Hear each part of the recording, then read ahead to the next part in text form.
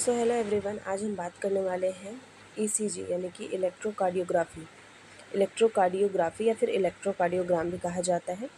इसके बारे में ये नॉर्सिट या बहुत सारे नर्सिंग एग्ज़ाम के पर्सपेक्टिव से बहुत ही ज़्यादा इम्पॉर्टेंट टॉपिक है और मैं इसमें आपको लगभग सारी चीज़ें कवर अप करवाने वाली हूँ, जिसमें एबनॉर्मल से लेकर normal everything, each and everything with ECG जो आपका इंटरप्रिटेशन जो पैटर्न होता है उसके साथ में आपको यहाँ पर एक्सप्लेन करने वाली हूँ। तो जुड़े रहिएगा मेरे साथ पूरे आखिरी वीडियो। सो स्टार्ट करते हैं। What is ECG? An ECG electrocardiogram record the electrical activity of the heart using electrodes placed on the skin. It helps detect heart rate rhythm, conduction abnormalities, myocardial infarction या ischemia या electrolyte imbalance. यानी कि ECG क्या होता है?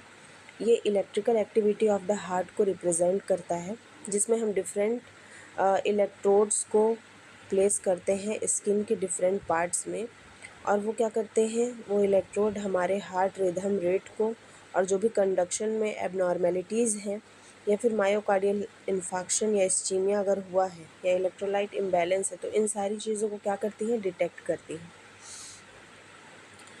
Then next, ECG में क्या क्या चीज़ें इम्पॉर्टेंट हैं, जैसे कि हम ईसीजी में क्या चीज़ों को देखते हैं। सबसे पहले आपका पी वेव क्यों जनरेट होता है? ये एट्रियल डिपोलराइजेशन, यानी कि डिपोलराइजेशन का मतलब होता है कॉन्ट्रैक्शन। जब एट्रियम, दोनों एट्रियम चाहे वो लेफ़्ट हो या राइट हो, दोनों एट्रियम में जब आपका डिपोलराइजेशन होता है, कंट्रैक्शन होता है, तो उस वक्त क्या जनरेट होता है? आपका पी वेव।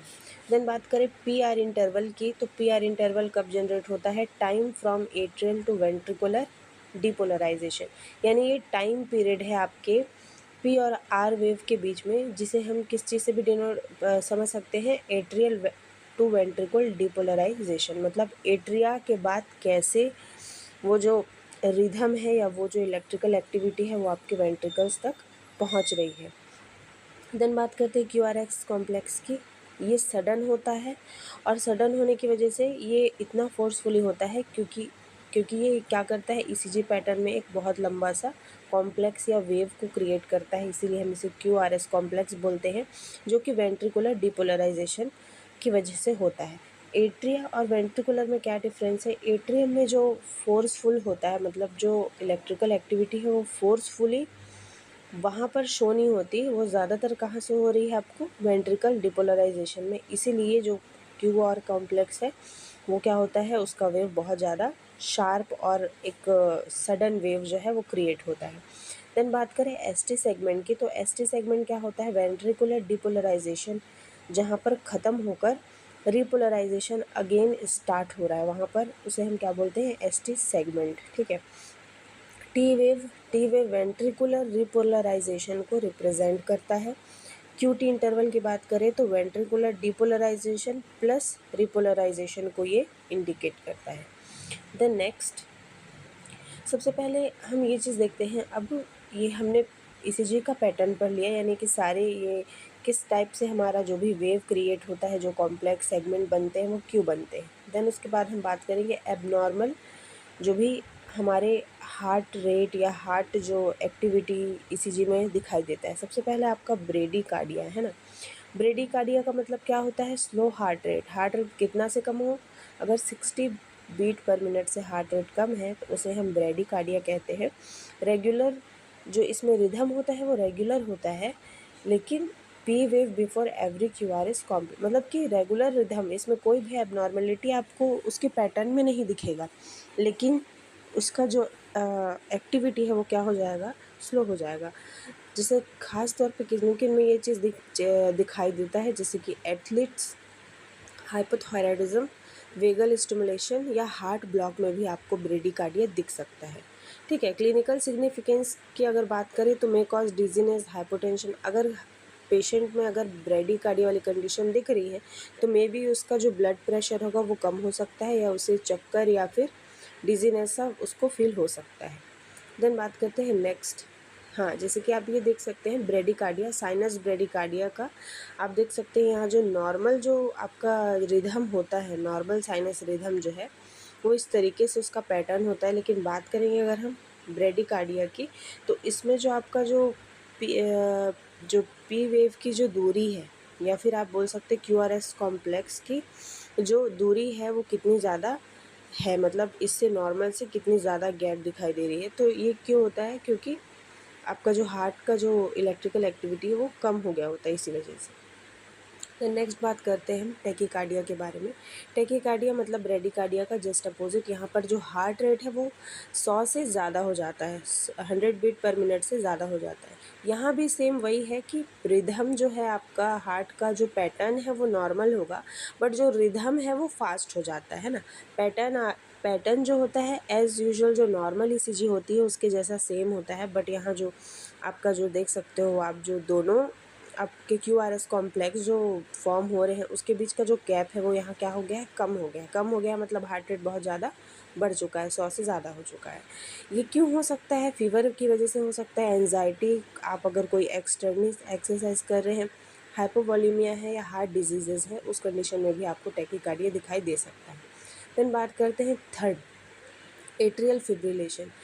इसमें हम इसका जो एक मेन है, ये नॉर्सेट की पॉइंट ऑफ व्यू से भी बहुत इंपॉर्टेंट है। बहुत सारे टाइम में क्या हो जाता है कि वो ईसीजी पैटर्न दे देते हैं और पूछते हैं कि कौन से टाइप का है।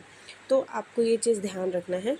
इसमें क्या होता है, नो डिस्टिंक्ट पी वेव। यहाँ पर आप पी वेव को डिस्टिंक्ट नहीं कर पाओगे, और रिदम भी जो होगा वो क्या होगा, इरेगुलर होगा। यानी पी वेव आपको यहाँ पर देख सकते हो आप यहाँ पर, जैसे कि या यहाँ पर हम पी वेव यहाँ पर कहाँ बन रहा है वो हम समझ ही नहीं पा रहे हैं। तो इसको हम क्या बोलते हैं, atrial fibrillation.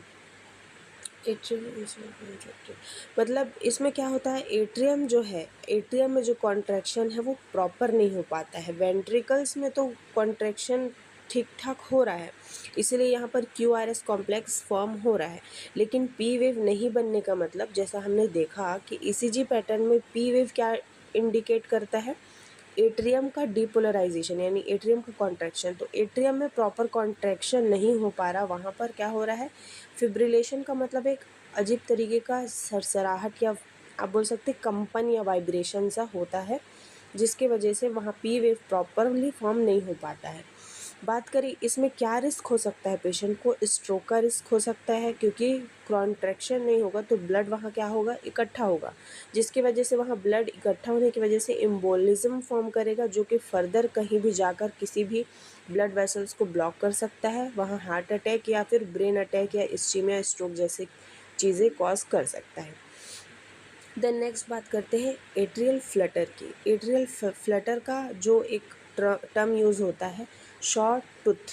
Okay, short tooth Flutter waves multiple P waves पर क्यूआरएस। मतलब क्यूआरएस में अगर हम देखें तो क्यूआरएस कॉम्प्लेक्स एट्रियल फ्लटर में क्या होता है, बहुत सारे पी वेव आपको दिखाई देते हैं। जैसे कि आप यहाँ पर देख सकते हैं ईसीजी में एक क्यूआरएस कॉम्प्लेक्स के पहले आपको 3 पी वेव दिखाई दे रहे हैं। कई बार ये 2 भी हो सकते हैं, कई बार ये 1 भी हो सकते हैं।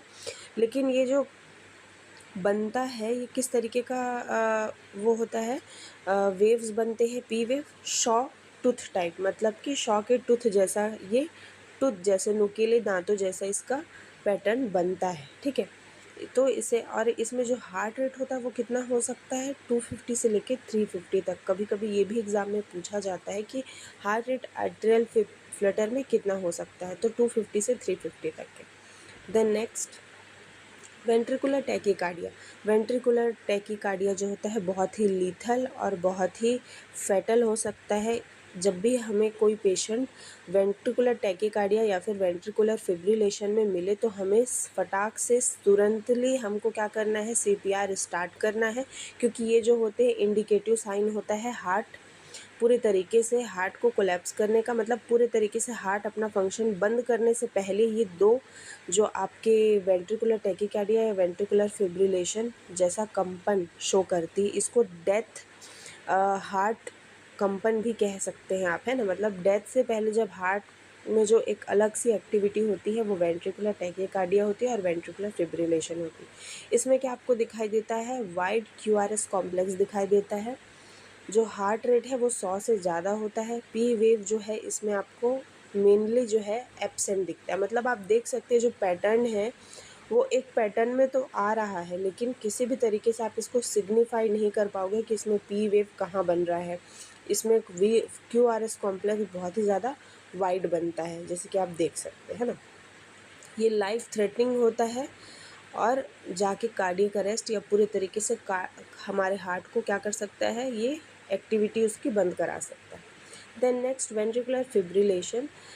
Fibrillation chaotic irregular electrical activity, no recognizable waves, मतलब इसमें वेव्स इस पैटर्न में बनते हैं। यहाँ आप देखो कंपैरिजन में लिखा है नॉर्मल साइनस रिदम कैसा होता है, वेंट्रिकुलर टैकीकार्डिया जैसा हमने इससे पहले की स्लाइड में देखा कि किस हिसाब का पैटर्न उसमें बन रहा है। क्यू आर एस कॉम्प्लेक्स बहुत ही वाइड है, पी वेव इसमें बन ही नहीं रहा है। और वेंट्रिकुलर फिब्रिलेशन जस्ट उसका हम देख सकते हैं इस तरीके की एक्टिविटी है जिससे कुछ पता ही नहीं चल रहा है कि उसमें क्या हो रहा है, मतलब एकदम से अलग ही रिकॉग्नाइजेबल वेव बन रहे हैं, कुछ वेव समझ में नहीं आ रही, बहुत ज़्यादा इरेगुलर हार्ट रेट होता है इसमें, है ना। इसमें हमको पेशेंट को इमीडिएट सीपीआर डिफिब्रिलेशन देना पड़ता है। इससे हम पेशेंट को क्या कर सकते हैं, बचा सकते हैं, उसके हार्ट रेट को वापस से नॉर्मल में ला सकते हैं। The next is heart block. Heart block exam के पॉइंट ऑफ व्यू से भी बहुत इंपॉर्टेंट है। इसमें जो डिफरेंट आपके जो हार्ट ब्लॉक होते हैं डिफरेंट टाइप के, first degree AV block, second degree जिसको मोबिड्स 1 भी बोलते हैं, थर्ड डिग्री सेकेंड डिग्री में सेकेंड मोबिड्स ब्लॉक भी, मतलब सेकेंड डिग्री के 2 टाइप होते हैं। देन थर्ड डिग्री की बात करें तो इसे कंप्लीट हार्ट ब्लॉक भी कहा जाता है ना। देन बात करें अगर हम फर्स्ट डिग्री हार्ट ब्लॉक क्या होता है। First degree heart block show a prolong PR interval. इसमें जो पीआर का जो इंटरवल होता है वो बहुत ज़्यादा प्रोलॉन्ग होता है, more than 200 millisecond, but every P wave is followed by a Q R S indicating delay conduction. मतलब कि हर पी वेव के बाद में आपका क्यू आर एस कॉम्प्लेक्स तो फॉर्म हो रहा है, लेकिन क्या हो रहा है, डिले फॉर्म हो रहा है, मतलब लेट से बन रहा है। इसी वजह से हम इसे कह सकते हैं कि कहीं ना कहीं हार्ट ब्लॉक हुआ है, जिसकी वजह से ये हमको पॉसिबिलिटी दिखाई दे रही है। रिदम्स जो होते हैं वो रेगुलर होते हैं, लेकिन इसमें जो पैटर्न जो है पी के बाद क्यू आर एस कॉम्प्लेक्स जो है वो उसका जो इंटरवल है वो क्या हो जाता है, बढ़ जाता है। The next one is second degree heart block, जिसे इसमें टाइप क्या है आपका, Mobitz type 1, show progressive P R interval prolongation until a QRS is dropped in Mobitz second. The PR interval is constant but QRS complex are intermittently dropped in repeating cycle. Okay. Indicating a more serious conduction failure. मतलब कि क्या बोल रहा है, इसमें PR interval जो है वो तो जैसे पहले में हमने देखा मोबिड्स 1 में, मतलब प्रोलॉन्ग तो रहता है। मोबिड्स 1 में क्या रहता है, पीआर इंटरवल प्रोलॉन्गेशन, उसका प्रोग्रेसिव शो करता है कि वो प्रोलॉन्ग है, कॉम्प्लेक्स है। वही अगर हम बात करें क्यूआरएस कॉम्प्लेक्स की, तो ये क्या होता है, धीरे धीरे धीरे धीरे ड्रॉप होता जाता है। मतलब क्यूआरएस कॉम्प्लेक्स में जो कंडक्शन, जो वेव जो एक शार्प बनती है ना, वो क्या होते जाता है, कॉन्स्टेंटली ड्रॉप होता जाता है, धीरे धीरे छोटा होता जाता है, उस तरीके का फोर्सफुल नहीं बनता। क्यों नहीं बनता, क्योंकि वहाँ पर हार्ट ब्लॉक रहता है। इसी वजह से कंडक्शन यहाँ पर प्रॉपर काम नहीं कर रहा है, इसीलिए जो वेव्स हैं वो धीरे धीरे अपनी एक्टिविटी को कम कर देते, बन तो रहे हैं लेकिन छोटे वेव्स बन रहे हैं, या बहुत जो एक टाइम लिमिट में प्रोग्रेस होना चाहिए वो ना हो के स्लो होने लग जाता है हार्ट ब्लॉक में, है ना। देन बात करें थर्ड डिग्री की, तो ये कंप्लीट हार्ट ब्लॉक को शो करता है। Dissociation between atrial and ventricle activity, P waves and Q R S occurs independently with none of atrial impulse conducted to the ventricle. The ventricle rate is slow, sustained by escape rhythms, and this condition require urgent treatment such as pacing. यहाँ पर क्या हो रहा है, complete जो third degree block है इसमें क्या हो रहा है, जो एट्रिया है, जो वहाँ से जो आपके ऐसे नोड से जो एक इलेक्ट्रिकल एक्टिविटी जनरेट होती है, अब वो प्रॉपर जनरेट नहीं हो रही, वो जनरेट नहीं हो रही, तो वो एवी नोड तक के नहीं पहुँच रहा है, तो फर्दर जो है इलेक्ट्रिकल एक्टिविटी यहाँ पर क्या हो गया, पूरा ही स्लो डाउन हो गया है। आप देख सकते हैं थर्ड डिग्री ब्लॉक में हम यहाँ पे देख रहे हैं कि कितना डिले एक कॉम्प्लेक्स बन रहा है, मतलब यहाँ एक नॉर्मल में और यहाँ पर 3rd डिग्री में कितना का डिफरेंस आ रहा है। तो ये जो इलेक्ट्रिकल एक्टिविटी इतनी ज़्यादा स्लो डाउन हो जाती, इसमें हमें क्या करना है, तुरंत ही हमको अर्जेंट ट्रीटमेंट करवाना है। इसका एक ही ट्रीटमेंट है, आप पेसिंग करवा सकते हैं। जो आर्टिफिशियल एसिनोड पेसमेकर जो लगता है वो क्या करता है, फिर ये फर्दर जो ब्लॉकेज है उसको एक इलेक्ट्रिकल एक्टिविटी प्रोवाइड कराता है ताकि हार्ट की जो एक्टिविटी है वो चलती रहे। Then next is myocardial ischaemia या फिर इन्फेक्शन। इस्चीमिया, इसमें क्या दिखाई देता है आपका, एसटी डिप्रेशन। अगर वहाँ पर पर्टिकुलर इस्चीमिया हुआ है हार्ट के किसी पार्ट में, ब्लड सप्लाई कम हो गया है, तो वहाँ पर आपको ईसीजी पैटर्न में एसटी डिप्रेशन दिखाई देगा। टी वेव जो है आपका इन्वर्स यानी कि उल्टा दिखाई देगा। अगर इस्चीमिया लीड कर चुका है एक्यूट इंजुरी में, तो यहाँ पर जो एसटी है वो क्या होगा, एलिवेटेड होगा। ठीक है, एक्यूट एमआई मतलब सडनली अगर मान लीजिए कोई पेशेंट आपके पास आ रहा है जो कि हार्ट अटैक वाला है, तो अगर आप उसका ईसीजी पैटर्न चेक करेंगे तो आपको एसटी एलिवेशन मिलेगा। वही फर्दर बात करें, इन्फेक्शन यानी कि ओल्ड एमआई है, पहले उसको कभी हार्ट अटैक हो चुका है, तो उसका आपको पैथोलॉजिकल क्यू वेव, मतलब ये एक नया वेव है। मतलब नॉर्मली क्यू वेव आपको दिखाई नहीं देता ईसीजी में, बट यहाँ पर आपको क्यू वेव एक अलग सा फॉर्म हुआ दिखाई देगा। ठीक है, तो यहाँ पर मैनिमोनिक्स भी लिखा, इस्चीमिया में आपको इन्वर्टेड टी वेव दिखेगा। इंजुरी अगर हुआ है यानी एक्यूट है तो एसटी एलिवेशन, इन्फेक्शन है तो आपको क्यू वेव वहाँ पर प्रेजेंट दिखेगा, यानी ओल्ड वाले केसेस में।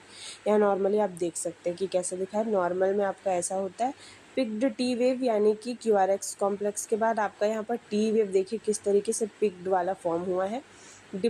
Degree of ST elevation, ST elevation का डिग्री बताया गया है। क्यूआरएस कॉम्प्लेक्स के बाद ये एसटी जो एलिवेट है ये इसमें हल्का है, इसमें बात करें तो थोड़ा सा ज़्यादा है, यहाँ बात करें तो बिल्कुल ही इसके इक्वल हो गया है। क्यूआरएस कॉम्प्लेक्स के बिल्कुल इक्वली ये क्या हुआ है, फॉर्म हुआ है।